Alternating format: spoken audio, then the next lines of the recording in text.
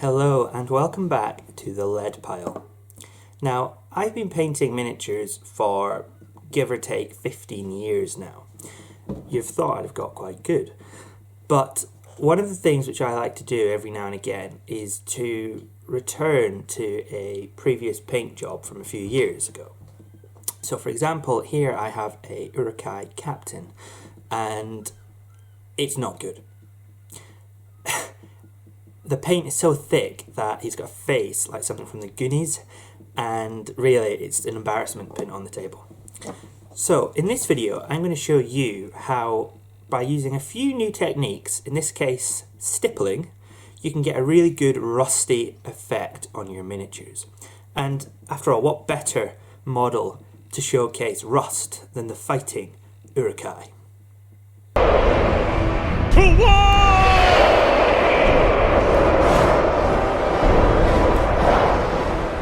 No door for men.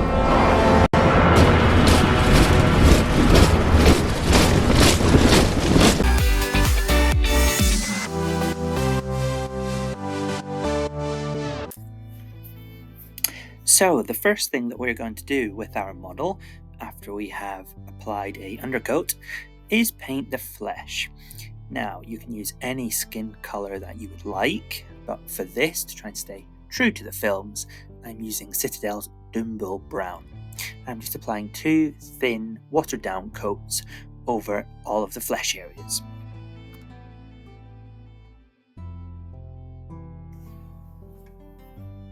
And with our flesh colour done, I'm now painting in the chainmail only with this Army Painter Speed Paint. It's the first time I've used this paint, and actually the coverage is pretty good.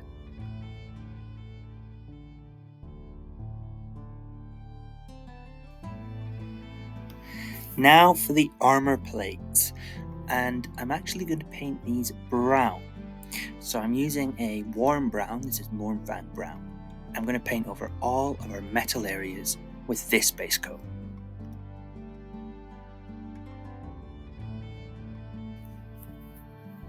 Okay, now comes the fun part. This is where we're going to start creating our rust effect. Now for this, we're going to be using stippling. So what this means is I'm just taking an old battered brush and I've got a small amount of paint on that, and I've wiped away the excess like you would a bit with a dry brush. Then I'm just going to be literally jabbing the model where I want to get some of that splattered rust effect, and I'm doing that right across all of the metal areas. You can use as much or as less of this as you want, just whatever you feel works best. And to start with, I've used a light brown shade, and then I'm going to repeat the action with another shade of brown. This is more of a Xandri dust, and then I'm going to use a bright orange, a really bright orange, and a bright red, and that's just going to really make that crackling metallic rusty look.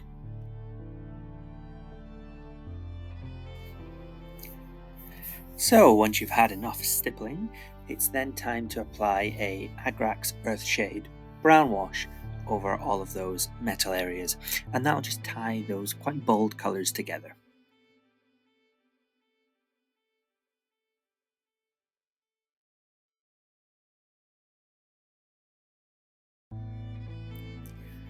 Once that is dried, I then took a black paint and I painted in any other remaining areas such as straps and his hair.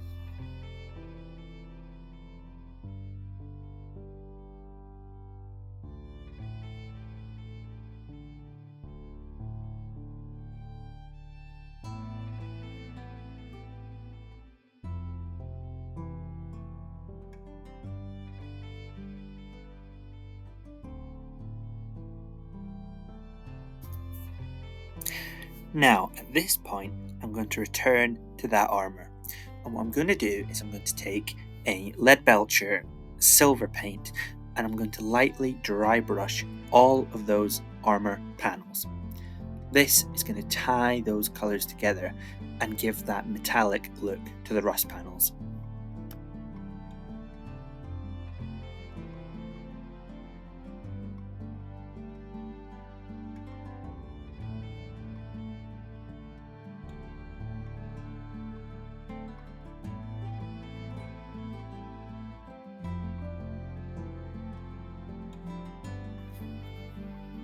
So with the messy dry brushing out of the way, I then painted in the gloves and any other leather effects.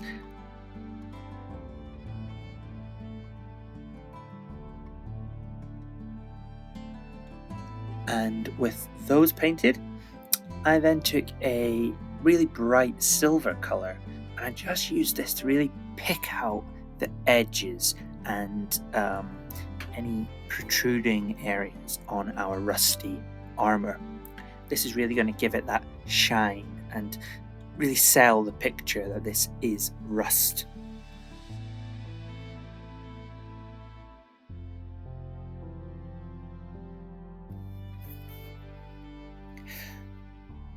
With the armour highlighted and shining, it is then time just to tidy up the model. So I just took our original Dumbo brown and went over the skin and anywhere else where your metallic dry brush had kind of messed up your previous paint step.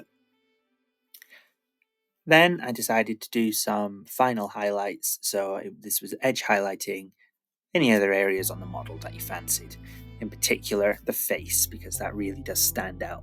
So it was just a case of using tusker fur and a little bit of white, and then I used some yellow for the eyes and some screaming skull for the teeth.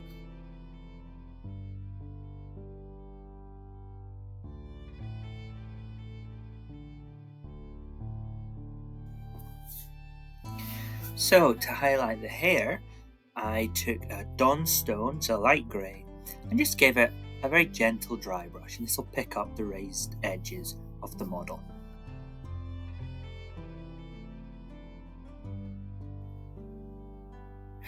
With your model now painted, it's time for that base. For the base for this model, I've just given it a PVA covering and applied some sand. Then I've covered it in a Gothor brown, and once that's dried, a light dry brush, I think this was Karak Stone or Baneblade brown. With the earthy colours sorted, I then just applied a little bit more PVA glue and sprinkled on some of that homemade flock. You can use any colour you want really for this. I've gone for kind of a dead yellow grass. And with that, a couple of tufts, and your model is finished.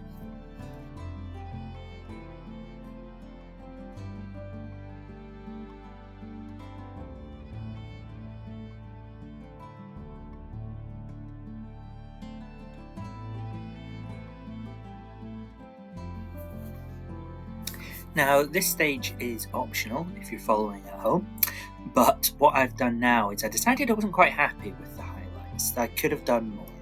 So I've taken my lightest shade, that was Tusker Fur, mixed in a little bit of white, and I'm just gently using the edge of the brush to pick out the raised areas on that face, and mixing it in very gently with the thigh and any areas sticking out really to give a nice final highlight.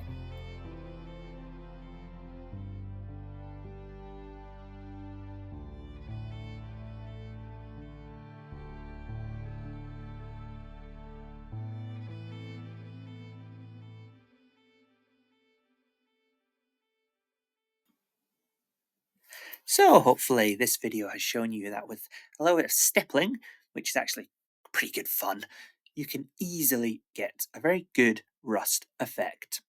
Just remember, tie it all together with a wash and finish it off with some nice silver edge highlighting. Catch you on the next one.